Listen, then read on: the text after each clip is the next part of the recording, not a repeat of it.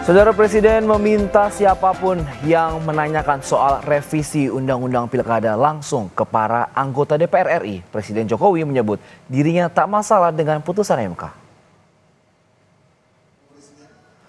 Ditemui usai menghadiri pembukaan Kongres Partai Amanat Nasional ke-6 di Jakarta, Presiden Jokowi tidak mau menanggapi perihal revisi Undang-Undang Pilkada karena itu merupakan wilayah legislatif. Presiden Jokowi pun meminta menanyakan langsung kepada Kaisang Pangarep perihal putra bungsunya yang tidak bisa mencalonkan diri di Pilkada pasca putusan MK. Jokowi juga memastikan tidak akan membuat perpu untuk menganulir putusan MK.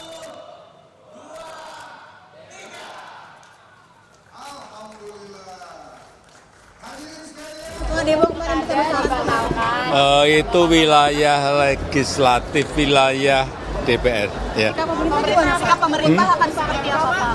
Pemerintah akan mengikuti putusan MK berarti? Iya.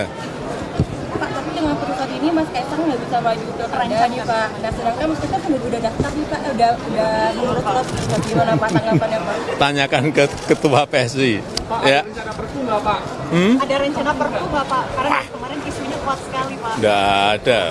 Gimana, Pak? Pikiran aja nggak ada masa kumpul. Sementara itu, Komisi 2 DPR RI menjadwalkan rapat konsultasi bersama KPU, Bawaslu dan pemerintah di tanggal Senin 26 Agustus mendatang pada pukul 10 pagi. DPR memastikan pembahasan aturan pilkada akan merujuk pada putusan Mahkamah Konstitusi dan hal tersebut sudah disetujui DPR dan pemerintah. Kita bersepakat bahwa KPU akan mengajukan dan sudah diajukan ya pertanggal 21 kemarin rancangan PKPU yang baru terkait dengan PKPU pencalonan yang sudah mencantumkan bulat-bulat ya bulat-bulat secara penuh hasil putusan Mahkamah Konstitusi itu.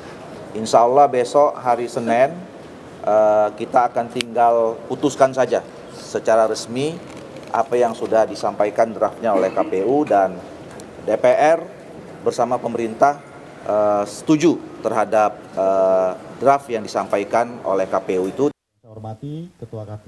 Jelang pembukaan pendaftaran calon kepala daerah pada tanggal 27 hingga 29 Agustus 2024, Komisi Pemilihan Umum pastikan Pilkada 2024 akan mengikuti putusan MK. Pendaftaran pasangan calon dari partai politik atau gabungan partai politik berdasarkan ambang batas perolehan suara sah yang ditentukan berdasarkan jumlah penduduk tertentu. Sementara usia minimal calon terhitung sejak penetapan pasangan calon, bukan sejak dilantik.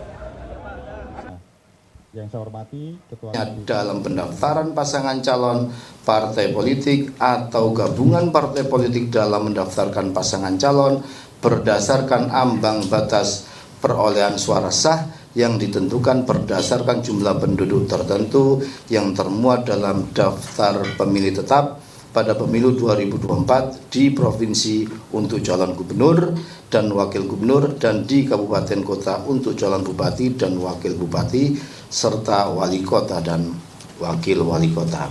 Pemenuhan usia minimal calon kepala daerah terhitung sejak penetapan pasangan calon.